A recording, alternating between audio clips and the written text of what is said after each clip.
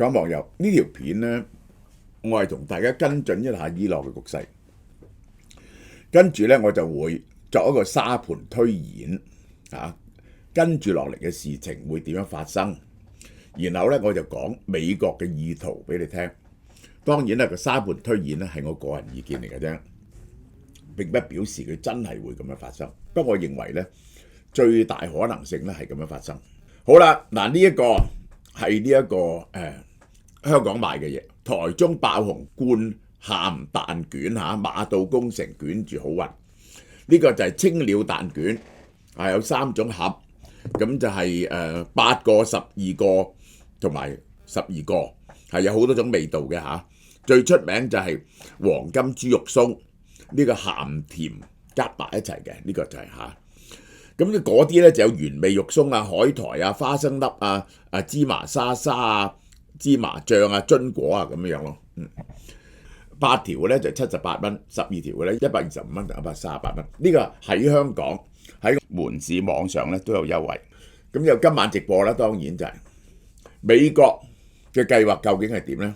引爆點到1月9號，德黑蘭嘅局勢去到要爆發嘅時候，人權組織單日死亡45至100人，革命衛隊喺西部醫院竟然攻擊醫院。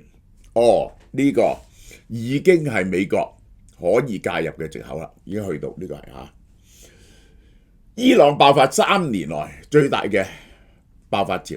今次嘅爆發呢係全民嘅，上次呢係更多係一個人權運動，今次係一個生存嘅運動。當局強力鎮壓，36個人死，2000人被捕。到現在為止，死嘅人係唔夠上次多嘅。上次咧係拉咗幾萬人，係殺咗1500人啊！呢個係好啦，執法部隊闖入醫院，死傷人數攀升。點解要入醫院呢？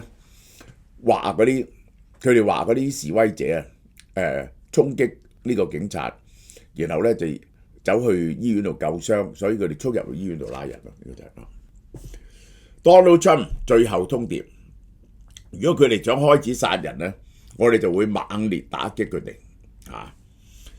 hit them hard。你要明白，經過呢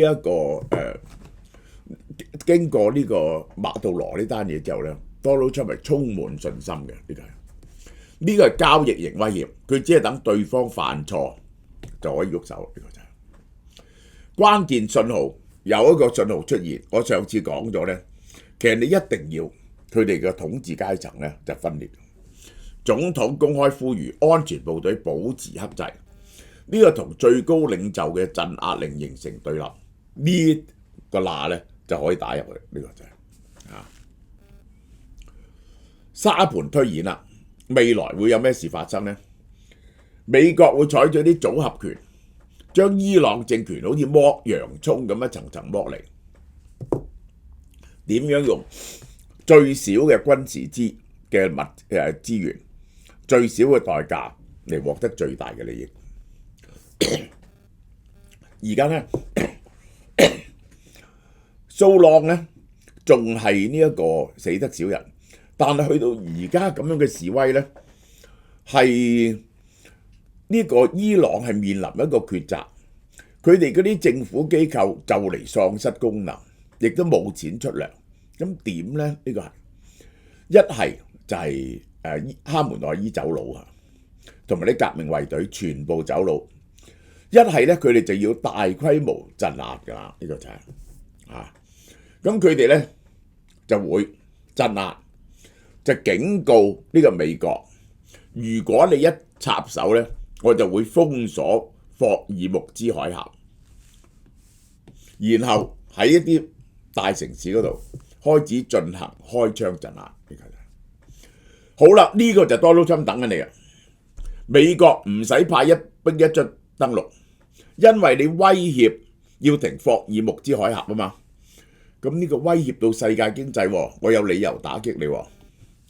啟動戰斧外交，第5艦隊發射500枚巡弋飛彈，摧毀伊朗海軍嘅每一艘艦艇同沿岸嘅導彈基地。然後跟住只要將你嗰個導彈基地同埋嗰個艦頂摧毀咗，啲軍艦咧就可以逼近㗎啦，大炮都可以打到嚟。當然啦，就要解除伊朗空軍嘅力量啦。呢個上次已經解除咗㗎啦，炸核武器嗰時已經係佢就會先係咁做，然後美國先係用咗彈藥費啫。伊朗喪失制海權，喪失對福爾摩斯海峽嘅控制能力。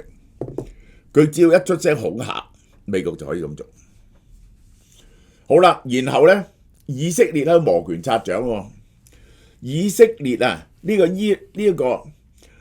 邊個咧就唔想 Donald Trump 咧，又唔想去炸嗰啲軍事設施，呢啲嘢咧就留翻俾以色列做。呢啲外交俾急於動手嘅以色列以色列嘅 F-35I 機群起飛，利用美軍打開嘅防空缺口，徹底炸毀納坦茲同福爾多嘅核設施。佢有400公斤嘅核濃縮鈾，一定要將佢徹底炸毀，然後仲要炸佢嘅導彈基地、無人機基地、無人機工廠，呢一個導彈倉庫同製造導彈嘅工廠，呢啲咧係要徹底摧毀。以色列好樂意做呢啲嘢。伊朗嘅核威脅同導彈威脅被清除咧，美國雙手乾淨，達到戰略目的。伊朗咧完全冇抵抗能力。然後美軍咧係美軍做嘅，唔係以軍做。點解唔可以以軍做咧？以軍做就可能變咗種族仇恨同埋宗教仇恨。美軍用斬首行動定點清除革命衛隊高層，殺死或者逼哈梅內伊流亡。即係咧嗰啲人示威，你啲革命衛隊要聚集㗎，有人下令㗎，邊個下令咧就可以用無人機咧去殺死邊個。咁你咧嗰啲指揮同埋打擊你革命衛隊嘅command chain，即係咧個命令系統嗰啲 communication， 你一集結就打擊，一集中就打擊。於是咧個共和國衛隊咧俾你打到散晒，呢個叫定點清除，點穴式手術刀式切割，呢個就係好啦。當革命衛隊被炸到殘晒，哈梅內伊威權掃地咧，佢就啟動 B 計劃。嗱，我已經睇通咗佢嗰套巴列維嗰啲咧，佢係唔會理嘅。佢就問呢一個伊朗總統：你一係同哈梅內伊切割，一係就陪葬，用呢個人嚟到幫美國統治伊朗一段時期。因為咧呢個人咧係有 mandate 嘅，佢係唔係得民選出嚟嘅，而且佢一定以總統嘅身份去指揮剩翻嘅伊朗政府同伊朗軍隊咧，係方便好多嘅。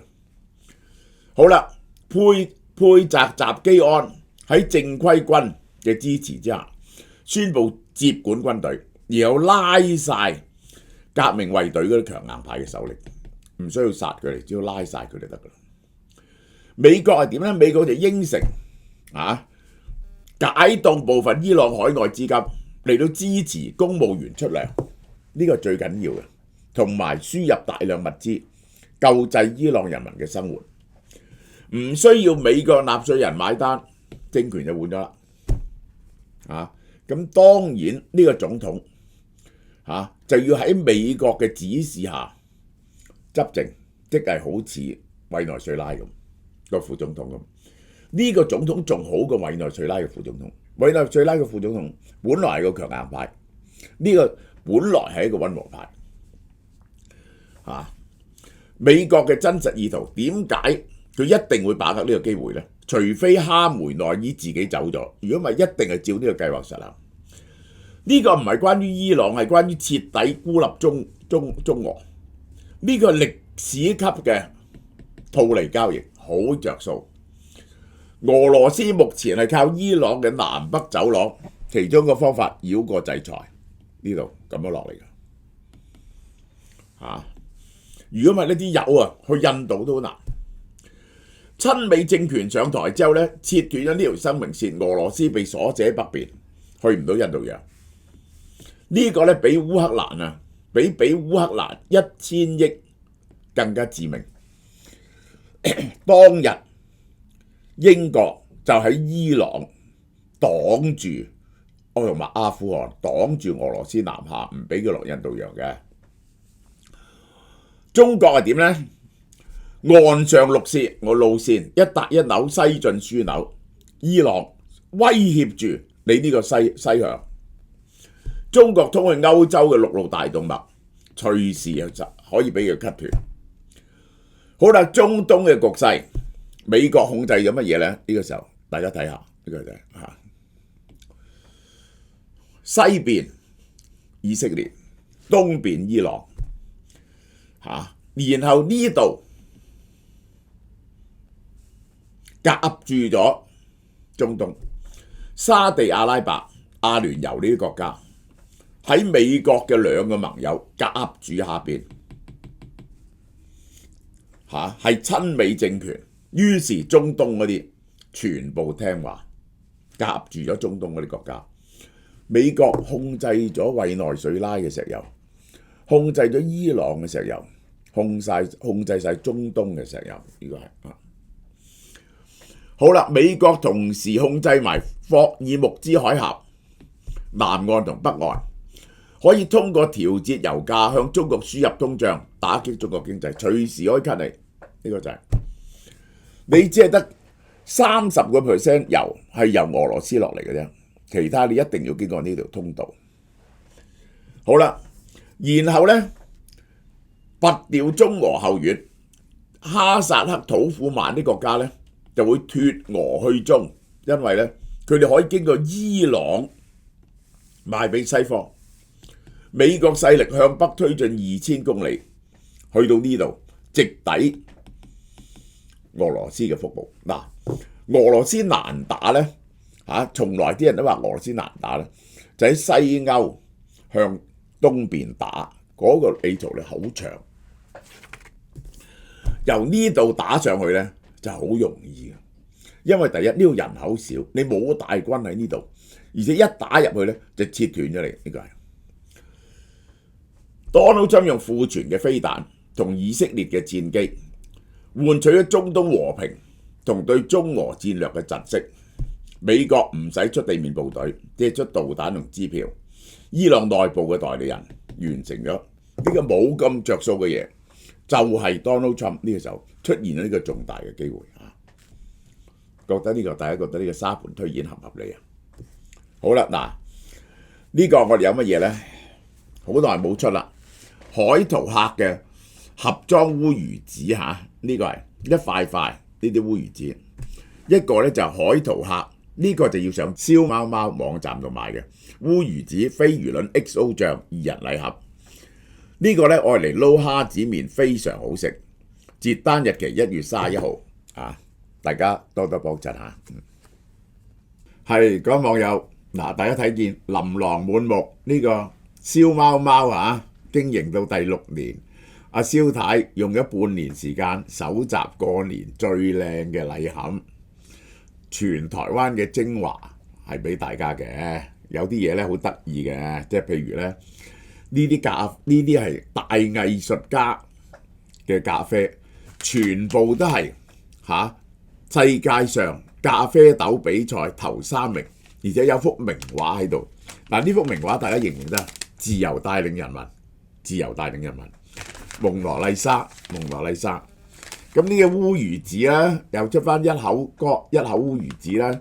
仲有我發現呢個好食嘅喎，烏魚子餅乾喎，呢個係烏魚子夾心餅乾，好好食。